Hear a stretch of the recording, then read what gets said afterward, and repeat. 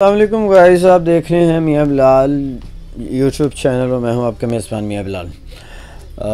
Views, आज जो बात करने जा रहा हूं वो पीटीएम के जलसा मुल्तान के बारे में डिस्कस करने जा रहे हैं। मुल्तान में जो पीटीएम का पावर शो देखा गया, हालांकि अगर देखा जाए ना तो जितने बड़े हम जलसे देखने के आदी हैं ना, वो उस मियार का तो नहीं था, पर ये भी नहीं कह सकते कि वो कम था। वो पावर शो था, ठीक है। उसकी वजह ये थी कि उन्हें प्लेस वगैरह नहीं मिल सकी, उन्हें जो उनका अरेंजमेंट था वो अच्छे तरीके से नहीं कर सके वो। पर इसका ये मतलब नहीं है कि उन्होंने अपना पावर शो नहीं दिखाया, उन्होंने अपना पावर शो दिखाया।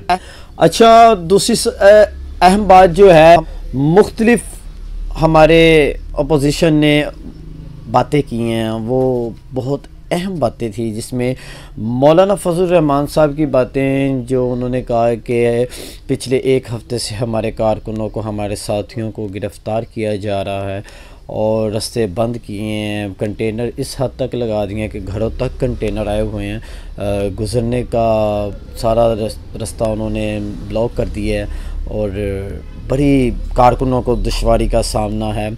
और ये सब मामला जो थे ये मुल्तान में देखे भी जा रहे थे। उसके बाद व्यूज़ तकरीबन 1 से 2 बजे के दरमियान आईजी पंजाब उन्होंने कॉल दे दी कि हम ये सारे कंटेनर जो उनसे हैं हटा रहे हैं और रास्ता इन्हें क्लियर करके दे रहे हैं। वो अपने इस काम में लग गए, उन्होंने रास्ता क्लियर करके देना शुरू कर दिया। पर दूसरी तरफ पीटीएम के जो कारकुनान थे, उनसे अगर पूछा जाए तो वो कहते हैं कि ये कंटेनर हटाने की बजाय कंटेनर कभी इधर से उधर, कभी उधर से इधर, कभी इधर से रास्ता देने, कभी उधर से, ये जो भी है ये सारा जो है ना वो मज़ीद लेट कर रहे थे। वो एक से 2 घंटे उन्होंने तकरीबन फिर भी जो उनसे है ना मज़ीद लेट कर दिया। तो वो ये जो सा सिलसिला चलता रहा मुल्तान में, जिससे बहुत ज़्यादा मामला ख़राब भी हुए और देखने को भी जो आया मीडिया में। उसके बाद जो सूरत हाल सामने आई, पीपल्स पार्टी के लिए बहुत बड़ा दिन था। जो क्राउड था और जो उन्होंने पावर शो दिखाया, उसकी एक वजह ये भी थी कि पीपल्स पार्टी के लिए ये बहुत बड़ा दिन था। और क्योंकि पीपल्स पार्टी के लिए यौम तासीर है ये उनका, तो उस लिहाज से पंजाब में उन्होंने अपने पावर दिखाई है। और दूसरी अहम बात ये थी कि आसफ़ा भुट्टो ज़रदारी, मैंने जब देखा कि आसफ़ा भुट्टो ज़रदारी को लॉन्च किया गया है इस जलसे के लिए, तो मुझे नहीं थी कि वो ऐसे उनमें काबिलियत नज़र आई कि शायद कि वो, क्योंकि पॉलिटिक्स जो सी है बहुत बड़ी स्टेज होती है जिसमें बहुत से मुख्तलिफ रुकावटें, बहुत से मुख्तलिफ हालात होते हैं जिनका आप सामना करना पड़ता है। तो मुझे नहीं था कि मैं जो एक्सेप्ट नहीं कर रहा था कि आसफ़ा भुट्टो ज़रदारी के ऐसे तरीके से स्पीच करेंगी। पर जब मैंने उनकी स्पीच सुनी तो वंडरफुल, मुझे 1 मिनट के लिए लगा कि शायद बेनज़ीर भुट्टो साहिबा स्पीच कर रही हैं। वो बेनज़ीर भुट्टो का स्टाइल, बेनज़ीर भुट्टो का टॉकिंग स्टाइल, उनकी बात करने का अंदाज़, वो सारा कुछ अगर देखा जा रहा था ना तो वो आसफ़ा भुट्टो ज़रदारी में नज़र आ रहा था। मेरे ख्याल में पीपल्स पार्टी, पंजाब में जो पीपल्स पार्टी है उन्हें बहुत ही सपोर्ट मिली है, क्योंकि वो जो चीज़ देखना चाह रहे थे ना एक नए चेहरे में, तो वो आसफ़ा भुट्टो ज़रदारी में नज़र आई गया है। मेरे ख्याल में आसफ़ा भुट्टो ज़रदारी बहुत ही अच्छे तरीके से पार्टी को डील कर रही हैं और करेंगी। अगर ये पॉलिटिक्स में प्रॉपर फिल वक्त, तो इन्होंने अपने भाई बिलावल भुट्टो ज़रदारी की हमायत के लिए निकली थी।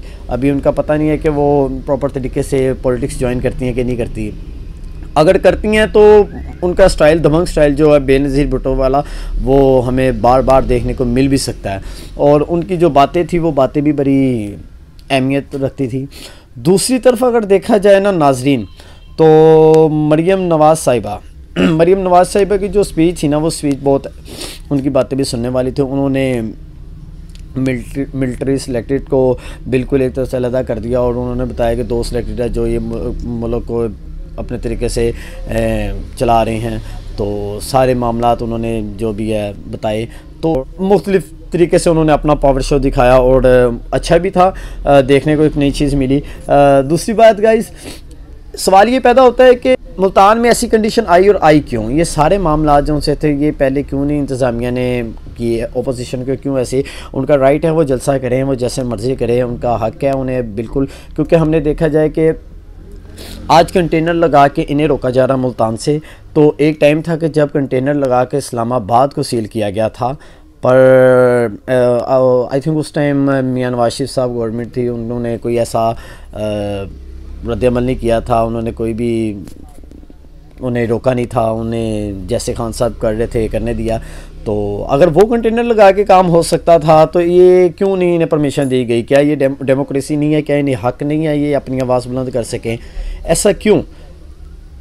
अगर खान साहब कानून सिर्फ दूसरों के लिए अपने लिए नहीं है तो फिर ये रियासत मदीना तो ना हुई। खान साहब राइट सबके लिए, एहतजाज करना सबका हक़ है। डेमोक्रेसी जमहूरियत जो है होती है, उसका मतलब ही ये होता है कि इंसान अपनी आवाज़ बुलंद कर सकता है, उसे रोका नहीं जाता। आप खुद दूसरों के लिए ये मामला कर रहे हैं और अपने लिए नहीं कर रहे, तो ये बहुत ही सरासर बात है, गलत बात है।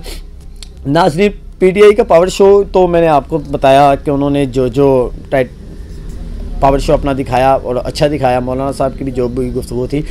अब उसके बाद का रद्द-ए-अमल क्या है पीटीएम का, ये हम इंशाल्लाह ताला देख के बताएंगे आपको कि क्या होता है। Thank you so much. आप देखते रहिए Miyan Bilal official YouTube channel. Thank you so much. Allah हाफिज़।